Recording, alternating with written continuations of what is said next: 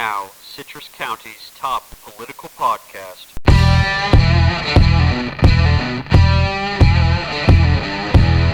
At some point you look around, and you're the only one. It's pretty good.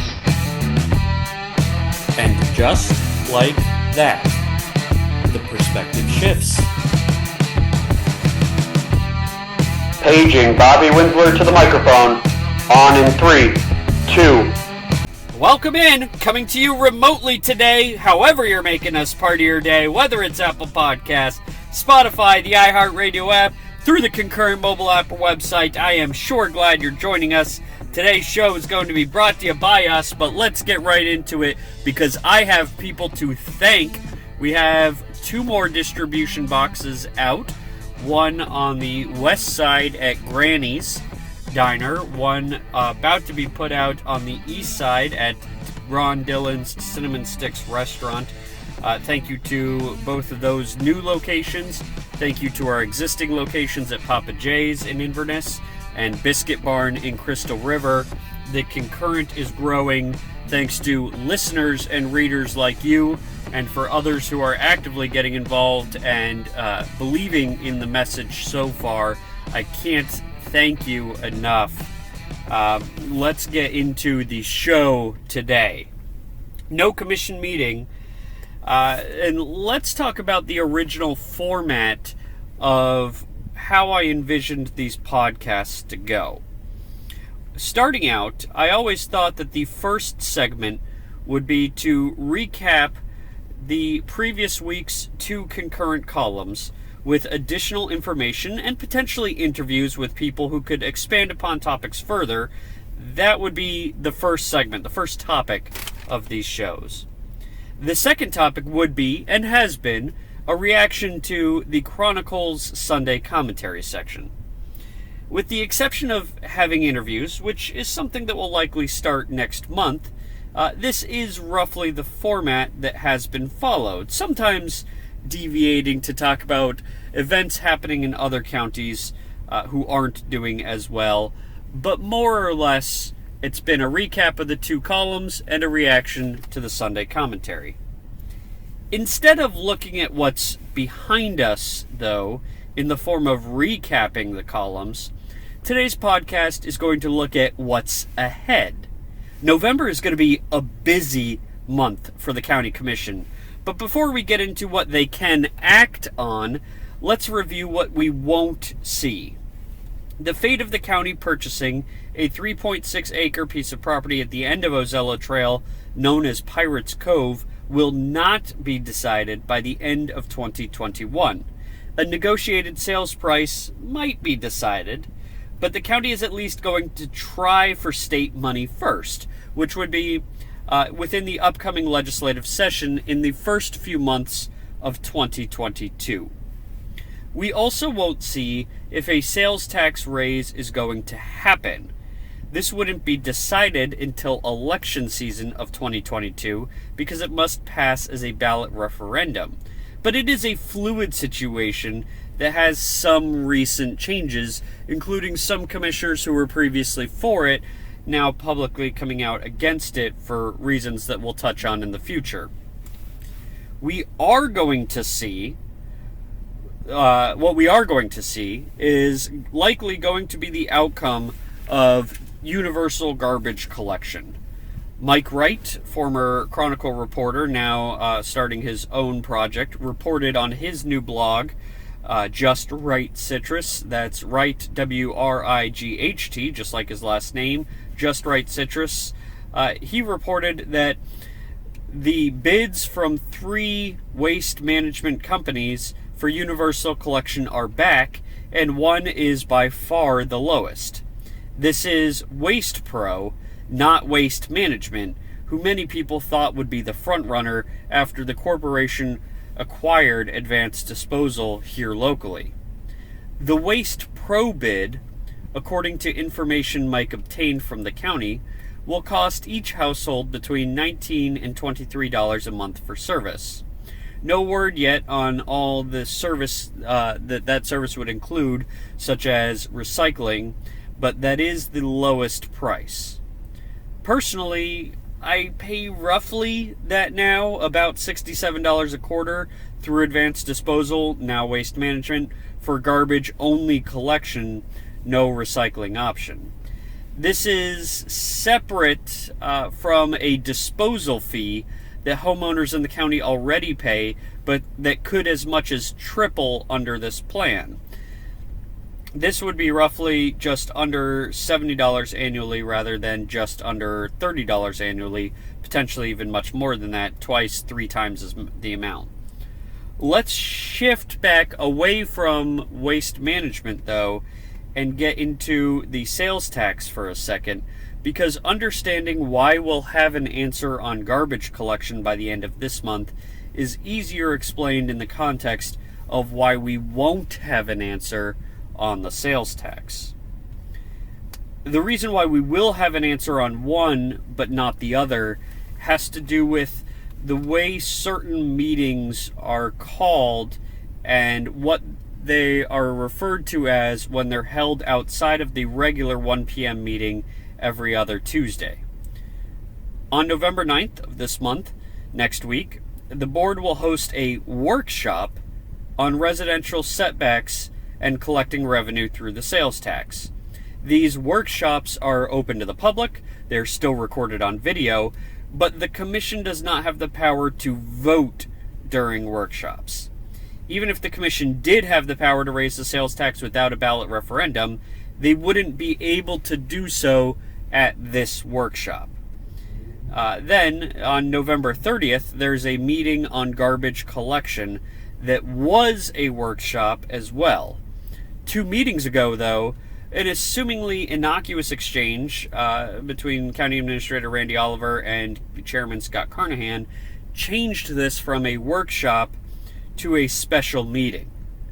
You are allowed to vote in special meetings. But Bobby, certainly this feels a little underhanded, and the commission would never make any drastic landscape-changing votes in a meeting that was once originally billed as one that you can't vote on, but then subtly changed to one that you can, right? You already know the answer to that. In 2017, what was initially billed as a county workshop on fire services while the department was still under the purview of the Office of the Sheriff was changed even more last minute than this one to a special meeting, and that is when the county voted to take back fire services. Mike Wright has been covering politics for 34 years here in Citrus, and I've already used some of the information he gathered on the topics for waste management, universal collection, for the purposes of this podcast. And while I don't agree with the way he's approached every story throughout his career, there is no doubt that he knows the ins and outs of local politics. And even in his post that did all of the legwork about the information, still referred to the November meeting as a workshop. These are subtle changes. By the time November 30th rolls around, Commissioner Ron Kitchen will have taken over the chairmanship. To Commissioner Kitchen's credit, he goes to great lengths in meetings to provide transparency to the public, at times slowing down votes to be sure explanations are given for the record. I enjoy that about him. This means his governing style would be against voting on something so monumental without the transparency of doing so in a regular meeting. But that remains to be seen if he'll stick with that at the end of this month. And honestly, how important is it really to bring matters like this forward to a regular meeting? Public input deserves to be heard in principle, and I have seen meetings where it appears that someone's good point in public opinion portion has changed the minds of commissioners later on in the meeting. But just like our federal government, the true democratic nature of the commission should be understood for its limitations. By this I mean our own federal government is not a very democratic entity. It's about 1/6 democratic, in fact. It's important to remember that up until 1913, U.S. senators were originally elected by state house members, not by the general public. This means that when the country was founded, the U.S. House of Representatives, or 1/2 of 1/3 of the overall government, was the only position directly elected by the public. Senators were elected by state house representatives, delegates elected the president, and judicial nominees were appointed. That's not very democratic at all. I view this as a good thing for efficiency purposes.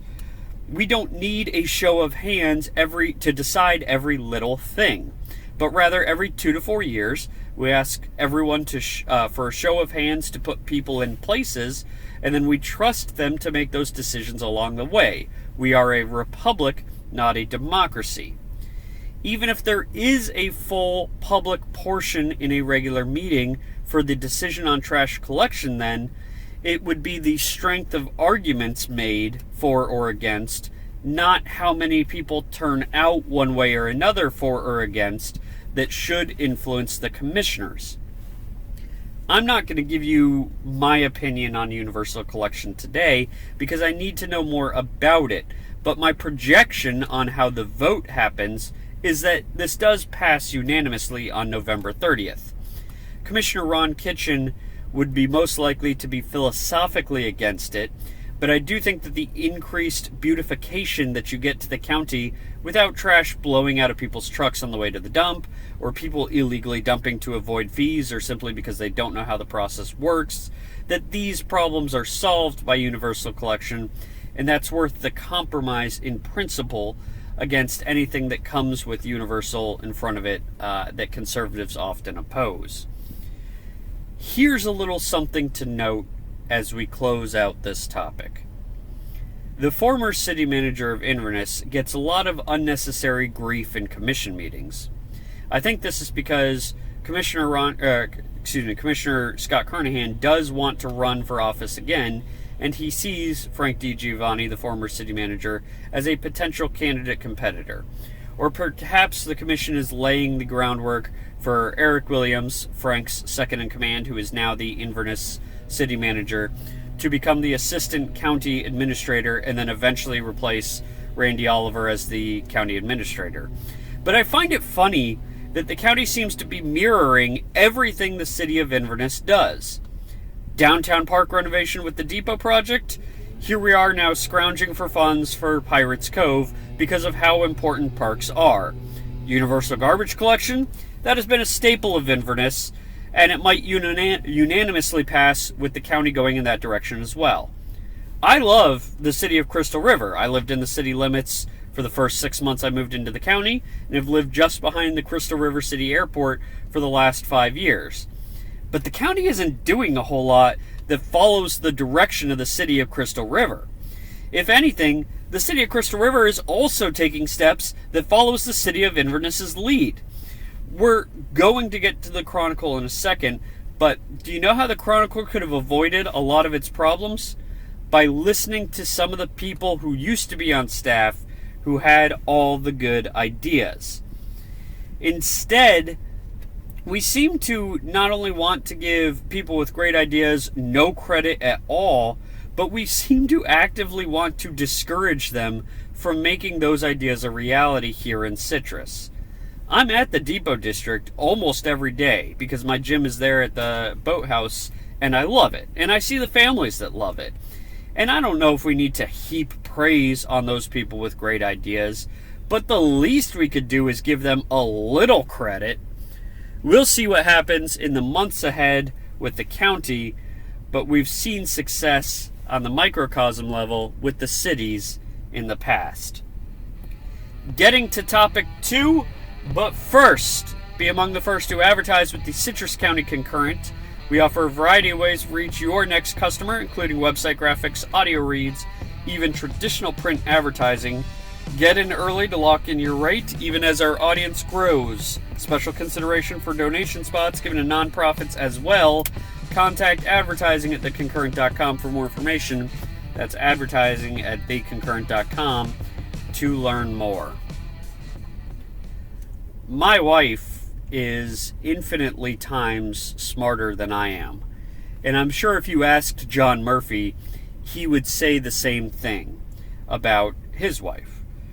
Just as the county seems to be suddenly getting all of their good ideas from Inverness, but not giving the city credit for it, I have no problem giving all the credit to my wife Rachel, because it's evident that that's what she deserves. We have had numerous people tour our house before we agreed to a contract on it, and all of them politely, though sincerely, said how much they enjoyed the design, and I deferred to thanking them, saying I can take absolutely no credit for it at all. In the many contributions that John Murphy has given the Chronicle over the years, one of them that stands out to me was last election cycle with the production quality of some of the political forums. The larger debates were contracted out through a media production company, but some of the smaller ones, like the City of Crystal River City Council, were done with multiple camera angles, streamed live with graphic overlays, all directed by John from his iPad. This type of multimedia is what the Chronicle should be getting into. And while John may defer to the fact that his wife Trina, the current publisher of the Chronicle, has all of the good ideas and may be infinitely smarter than he is, just like I believe Rachel's infinitely smarter than me, John's great direction with this multimedia should not be discounted. And to be perfectly honest, Trina, who wrote her second column in Sunday's commentary, felt like instead of moving forward with John's multimedia idea, felt like it was taking a step back.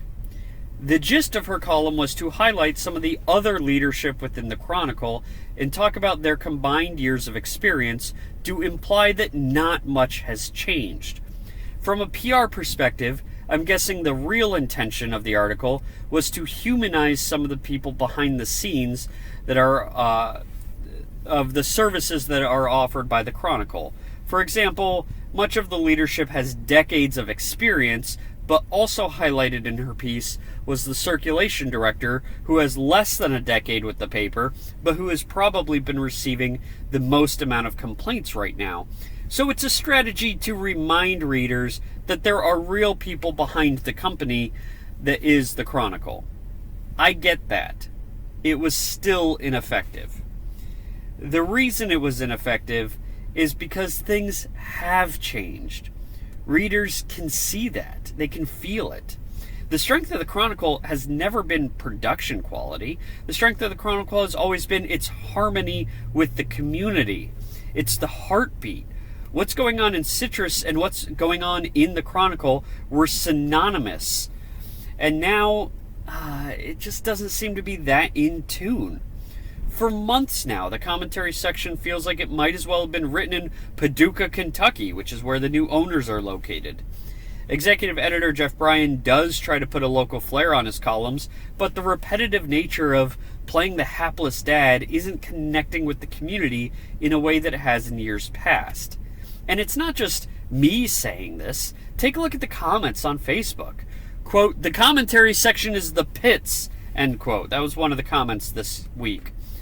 People are mad. And they're not necessarily even mad at the sudden spike in ads or the reduction of news content, although that is what they're most commonly pointing to. I believe they're just mad at the fact that they feel like they're being lied to, that they're being told that everything has stayed the same, that nothing has changed, and the Chronicle needs to recognize that change. You don't need to apologize for it, but if you're going to be a leading voice in the community, you have to at least be authentic to what is being felt in the community. Courtney Stewart, whose columns I almost always enjoy, wrote one this week about how great Citrus County schools are. This is another opinion that has no basis in fact. Citrus County schools have been a B district for 6 years, and over those last 6 years, we have earned almost three times as many C ratings as we have A ratings at the individual school level. This is not the fault of administrators, hardworking teachers, and our students aren't suddenly getting dumber.